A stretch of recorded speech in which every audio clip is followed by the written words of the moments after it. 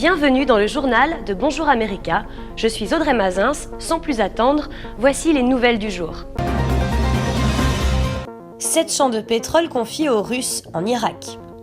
Alexander Nova, ministre russe de l'énergie, en visite à Téhéran. Le russe Gazprom a signé mardi 2 protocoles d'accord avec la Société nationale irakienne du pétrole, compagnie publique pour développer les champs pétroliers de Chechmekosh et de Changoulay, proches de la frontière irakienne à l'ouest de l'Iran.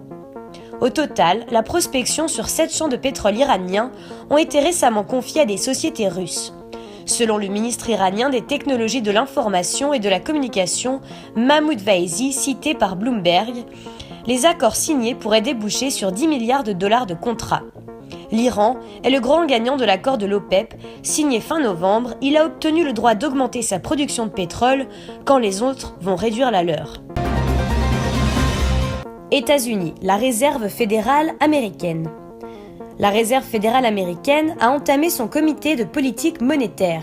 Les analystes en sont persuadés. À l'issue de la réunion ce mercredi, elle va relever d'un quart de point ses taux d'intérêt entre 0,50% et 0,75% sur fond d'amélioration des indicateurs économiques. Il s'agirait du deuxième resserrement monétaire de la Fed depuis la crise financière de 2008, après celui effectué l'an dernier. La présidente de la Fed, Janet Yellen, dont la politique des taux bas a été très critiquée par Trump, sera ensuite attendue au sujet sur les prévisions de la Banque centrale pour 2017.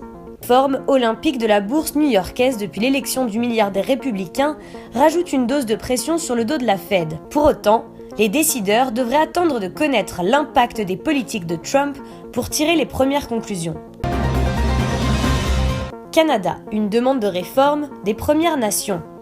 Le Premier ministre Philippe Couillard a admis mardi qu'il ne s'attend pas à ce que le reste du Canada accueille avec enthousiasme son désir de relancer des pourparlers constitutionnels. Le ministre responsable des relations canadiennes, Jean-Marc Fournier, a déclaré vouloir profiter d'une demande de réforme des Premières Nations pour ouvrir un dialogue sur la question constitutionnelle. Couillard a déjà exprimé son intérêt pour des pourparlers qui mèneraient le Québec à adhérer une fois pour toutes à la Constitution canadienne. Il a déjà évoqué la possibilité d'en arriver à une entente avant le 150e anniversaire de la Confédération en 2017. État islamique, 3 responsables tués dans une frappe aérienne. La coalition internationale luttant contre le groupe État islamique a tué 3 responsables de l'organisation djihadiste directement impliqués dans des attentats hors de la Syrie et dans le recrutement des combattants étrangers lors d'une frappe aérienne le 4 décembre à Raqqa en Syrie. Le 3e dirigeant du groupe tué par la coalition menée par les États-Unis début décembre est Walid Haman, chargé d'organiser des attaques suicides et condamné par contumace en Belgique pour une tentative d'attentat avorté en 2015, selon les États-Unis. États-Unis, Rex Tillerson nommé chef de la diplomatie américaine. Rex Tillerson, patron du géant pétrolier américain ExxonMobil depuis 10 ans, va succéder à John Kerry au poste prestigieux de chef de la diplomatie américaine. Le président élu, Donald Trump, l'a annoncé ce mardi. Il vise à améliorer les relations entre les États-Unis et la Russie, qui sont loin d'être au beau fixe, notamment à cause des fortes tensions sur le conflit syrien. Ses vues sur la politique étrangère sont très peu connues, si ce n'est qu'il n'est un fervent défenseur du libre-échange.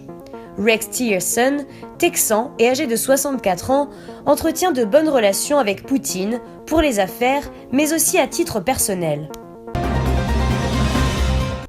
Merci d'avoir suivi le journal de Bonjour America. Je vous retrouve très bientôt.